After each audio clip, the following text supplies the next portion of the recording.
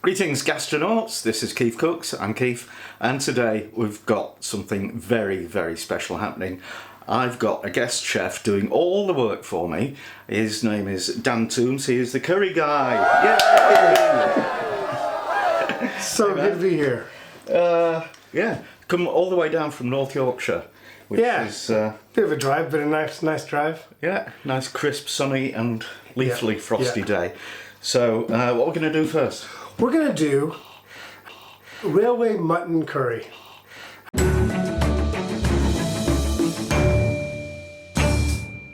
And it's really good. It's mild, so almost you can serve it to kids. You could spice it up if you want, have it for yourself. But a very easy and a very popular curry. Do we need a train to put in it? No, not anymore. Why is it called railway curry? It's called railway curry because back in the days of the British Raj, we had, this is just a silly story because it's probably not true either. But this is how the story goes. Of course it is. Yeah, this is how the story goes. There was a British officer who was in the first class of a train, and he ordered himself some lamb curry or some mutton curry, and when it came, it was too spicy for him. So he sent it back and said, please can you make this milder? You have to think, why would he be thinking it's not going to be mild? Because, lamb curries are usually quite spicy over there. Gotta eat something. Yeah. So anyway, they cooled it down using some yogurt and some coconut milk. Yeah. And he loved it. Mm-hmm. And the rest is history. Marvellous. So it's curry for wimps? Yeah, exactly. That's me. My kind of curry. Okay, let's get on with it. All right. Okay, so... first of all, we're just going to be using a little bit of this mustard oil. Mustard oil has a very pungent flavor. I love this stuff. It's from, used a lot in Eastern Indian cooking and played a big part in railway mutton curry because of it, because it was kind of developed out in that area. Okay. So we're going to heat that up. We're going to then put in some other spices, some cinnamon, a few chilies. So it is going to be a bit spicy. Some cloves. And some cardamoms, and then we'll just let that infuse into the oil and it'll smell great. And then we're going to add some onions, some curry leaves, some chili, some garlic, ginger, and we're just going to let that kind of form the sauce. Now, one thing that the way mutton curry is made, I pre-cooked the meat there, and the reason for that is because on these trains they would have lots of different people wanting different spiced curries. Similar to like when you go into a curry house. You want to have all the meat ready to go and the broth ready to go, just to add some extra flavor. Okay, so that's going to be... bones and all. Sorry? Bones in there. Bones and all. Now that is something that's not very British. I mean, in our curry houses, we like to have no bones in. Correct. But I'll tell you something. Take them out then right before you eat it, because the flavor from those bones really gives the you've got a lovely jelly. Yeah, it's going to be nice. So if you don't like the bones, cook the bones anyway. Put them in there. Let them do their thing, which I've already done because I've already cooked it, and then just take the meat and put it in there. It'll be super tender, beautiful. Marvelous. Then we're going to cool it down some because I am putting, like I say, some chilies and stuff in there. We're going to cool it down. I'm going to be using a couple of tablespoons, not very much, a couple tablespoons of plain natural yogurt. And if I can find it here, some coconut milk. Again, not very much, just enough so that it just kind of mellows it out a bit. And we'll also be throwing in a couple of potatoes because those have a cooling effect as well. It just soaks up the sauce. Yeah. And then it'll be ready to eat and try. Breakfast. Yeah. Breakfast curry. Right, okay. Let's do it. All right. Forgotten tomatoes. Great. It's the world's worst can opener.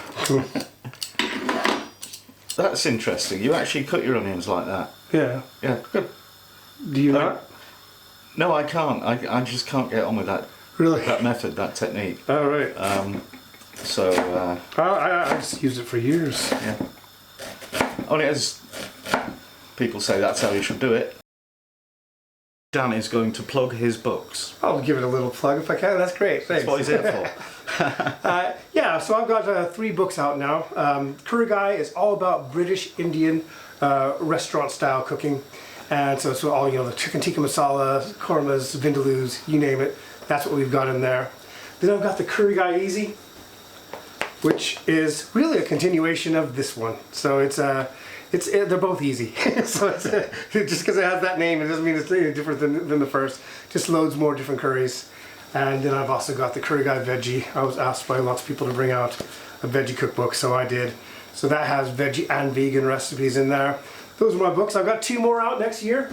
So buy them. Please do. Yes, yes. They're on Amazon, yeah? They're on Amazon. They're at every good bookshop. And also, I reply to everybody. I do all my own social media. So if you have any questions, any recipe questions, give me a call. Just send me an email, whatever you like. However, on Twitter, Facebook, I'm always the one there, and I'll always answer. Okay. So I'll put linky things to his books on Amazon, and if you use those, I get a penny. Yeah. And you get 10p, don't you? Well, do I? Great. Possibly more. I don't know. Don't know what the deal is. I don't know really. As soon as those potatoes are cooked enough, and this is warmed up. Yeah. So what are you doing with that meat, Dan? I'm just there's a lot of broth in there that's just kind of because it's cold. It needs to thin out a bit, and so I'm just gonna heat it up just enough so I can see the broth. I'm gonna be adding the broth to the curry as well, just for flavor, because you don't want to lose all that flavor after cooking the meat for an hour, 20 minutes. It just adds a nice another level of flavor to it. All right, so we're gonna get this started, and like I said, we're gonna be using the mustard oil. That's about 3 tablespoons of mustard oil. And you know, Keith, what I'll tell you here is mustard oil, if you buy it in an Indian shop, it's now found in the hair department usually. Because, they've no one's ever bothered to make it suitable for human consumption. Right. So, whereas before, like about even a couple of years ago. That's really odd, because I have looked for it. It used to be in the oil section. Yeah. The health and safety came in and said, no, you're not having it there. It's never been approved. I can guarantee you, every top chef I've met cooking Indian food, they use mustard oil. Right. It's still used all the time out in India, so it's up to you. You can always use rapeseed oil, but you'll lose a lot of flavor. It's like in England when olive oil used to be sold in chemists. Yeah. It wasn't food. Yeah. So it's the same type of thing. Yeah. No one's ever bothered. Okay. I've got some whole spices in there, some chilies, about 5 cardamom pods, some cloves, and a little piece of cinnamon stick, which I just want to move around in that oil, just to infuse into the flavor of the mustard oil there. But I just want to point out that mustard oil, if you really health conscious and you're worried about it, use some rapeseed oil, but you will lose some flavor. To that, I'm going to add, and this is something that I don't believe was actually in the first railway mutton curries, but I like them, so they're going in. And I've got about 20 curry leaves there. Wow. I would use 1. Oh, no. You know, I just got back from Kerala, and they were using them like we do coriander over here. Yeah. They just love them over there. So, and then because I don't want those to burn, I'm going to add about 1.5 finely chopped red onion. Okay. And that is going to release some water into the sauce. And I really just want to cook this now for about 5 minutes. I want the onions to become translucent and soft. The onions are quite soft there, smelling very nice. And I'm just going to make the aroma a little bit better just now. So I'm going to add some garlic and ginger paste. You should be here. This is great. About 2 tablespoons of this stuff. The reason why you add garlic and ginger paste after the onions is garlic has a tendency to burn. Yeah. So you don't want that to burn.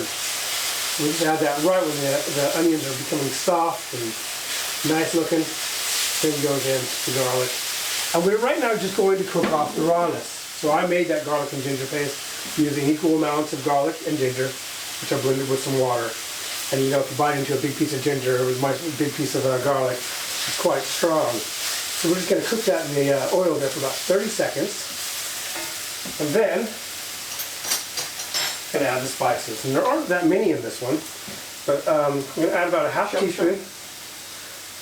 About a half teaspoon of chili powder. That's Kashmiri chili powder. Then about a half teaspoon turmeric. Nice big, almost a tablespoon of coriander. That's ground coriander. And do the same with the cumin. I love cumin. So I'm going to add quite a lot of cumin there. All right, and I'll give that a good stir. Yeah, it's getting some color now. All right, so with that, all those nice spices in there, it's time to add tomato.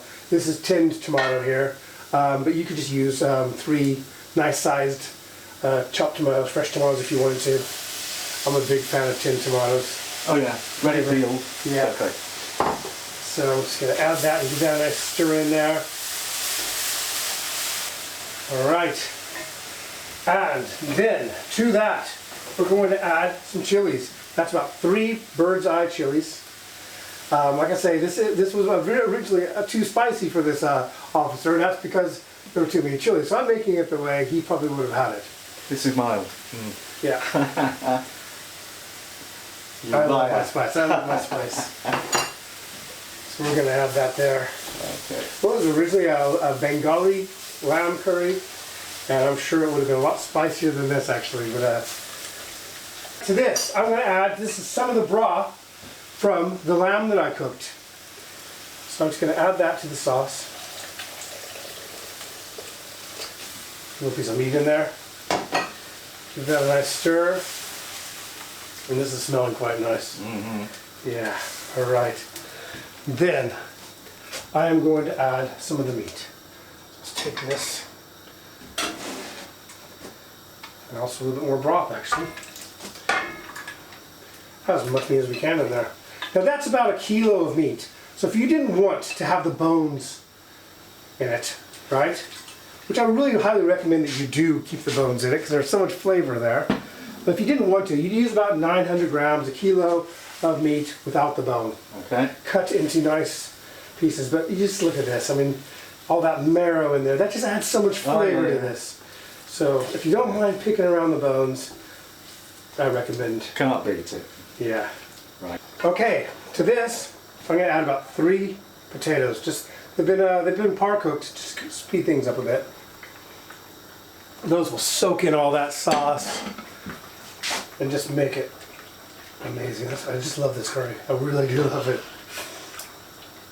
All right, look at that. Okay, so we're going to get those all down there in the sauce, and then I'm going to add some tamarind water. Now you can buy tamarind water, or you can get some tamarind concentrate and mix it with water. Okay. Or you can buy some block tamarind and soak that in water. As long as you got tamarind water, you're okay. I get tamarind paste. Yeah, that'll work. Water, yeah. Tamarind concentrate, just kind of add a little bit. You don't even need to add water because there's already liquid in there. Just about a teaspoon of tamarind concentrate, that'll be fine.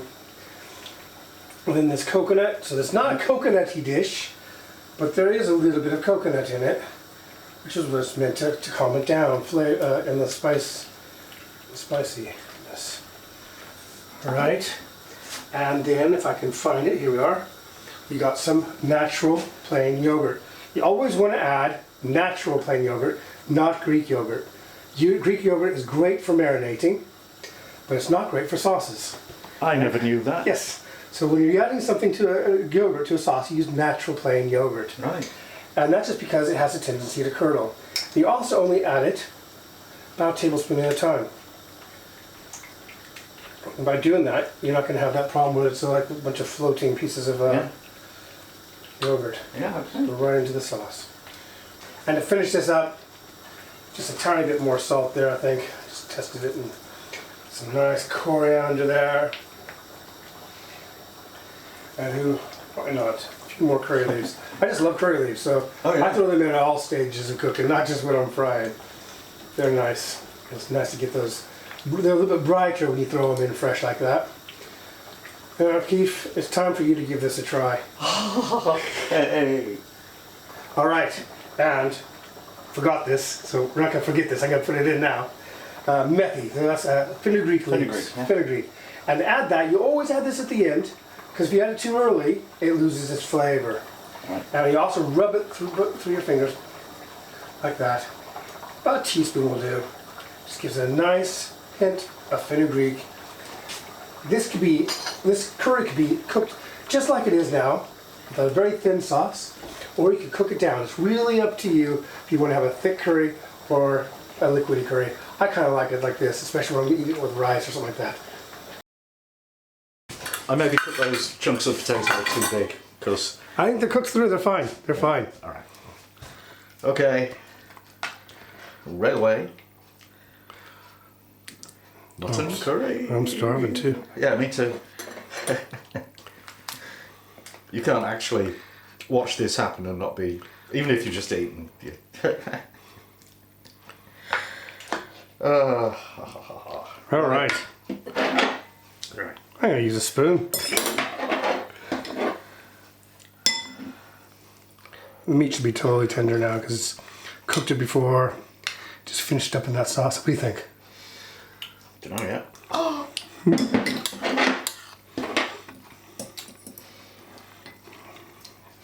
How long did you cook it for?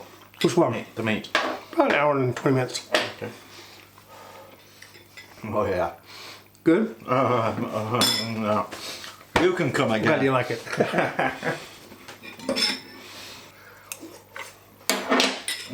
So there's just not much in there, but it's good. It's easy. Easy. That's a week's supply. Okay, so buy Dan's books, and he's also got a YouTube channel, so get over there, have a look, subscribe. Dan Toombs, the curry guy. It'd be great to see some of you over there. And yeah, please do. Thank you. All right. Thanks a lot, Keith. Thank you. Okay, it's second taste test time with... Oh, Mrs. Purple. Colour. It's a magenta. Hi guys. Okay, railway, mutton, curry, and naan. Oh yeah, let's start with the naan. It looks lovely. Oh, Is this the dough you were making yesterday? Yes, yeah. Naan dough. Yeah, he said I've got to make the naan dough, and I was thinking about the chain of restaurants, you know. Whoa, that's quite hot. I've only just got a bit of gravy. Oh yeah, it's quite hot. Yeah, you might want some yog.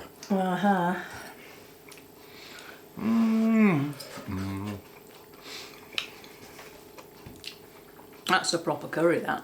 I don't know. It's got bones in it. Yeah. Let's have a bit of that mutton. Yeah, I think I will need some yoghurt with this. Oh yeah. Oh. Potatoes. Oh yeah. No, it's good. Oh, that mutton's cooked through. It's marvellous.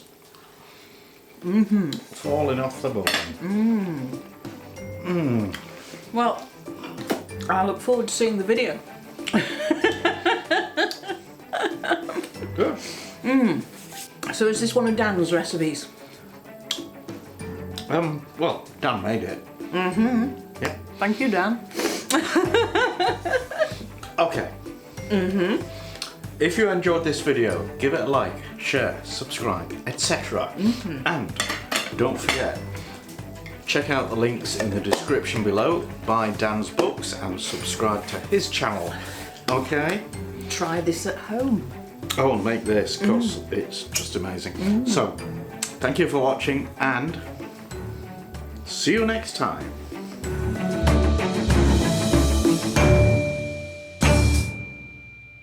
And there's 6 servings there, so it'll be even better tomorrow and the day after. And the day after and the day after that, yeah.